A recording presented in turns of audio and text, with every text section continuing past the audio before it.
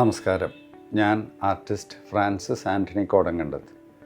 ലോകപ്രശസ്ത ചിത്രകാരനായ ലിയനാർഡോ ദാവിഞ്ചി ഇറ്റലിയിലെ മിലാനിലുള്ള Santa Maria ദെല്ലാ ഗ്രാസിയെ എന്ന ആശ്രമത്തിൻ്റെ ചുവരിൽ വരച്ച തൻ്റെ വിശ്വപ്രസിദ്ധമായ അവസാനത്തെ അത്താഴം എന്ന ചിത്രത്തിലെ ചില കഥാപാത്രങ്ങളെ തെറ്റിദ്ധരിപ്പിക്കുന്ന രീതിയിൽ ഒരു നോവൽ ഉണ്ടാകുകയുണ്ടായി.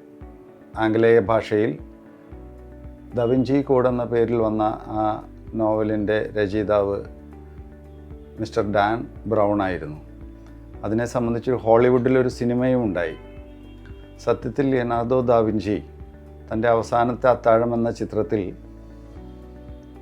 യേശുവിൻ്റെ രക്തവും ശരീരവും തലമുറകളിലേക്ക് എങ്ങനെ അനുഭവിപ്പിക്കാം എന്ന രീതിയിൽ യേശു തന്നെ നമുക്ക് പറഞ്ഞു തന്ന അപ്പത്തിൻ്റെയും വീഞ്ഞിൻ്റെയും കൂടിച്ചേരലിലൂടെ അതെങ്ങനെ നമുക്ക് അനുഭവവേദ്യമാക്കാം എന്നാണ് ആ ചിത്രത്തിലൂടെ വരച്ച് ഫലിപ്പിക്കാൻ ശ്രമിച്ചത്.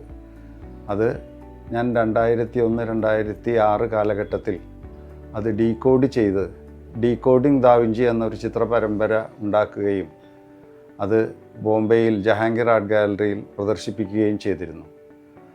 ആ ചിത്രപരമ്പരയെ അടിസ്ഥാനപ്പെടുത്തിയാണ് ദാവിഞ്ചി പൊരുൾ എന്ന കഥകളി ഈ വരുന്ന ഏപ്രിൽ 1-ാം തീയതി തൃശ്ശൂർ റീജിയണൽ തിയേറ്ററിൽ അരങ്ങേറുന്നത്.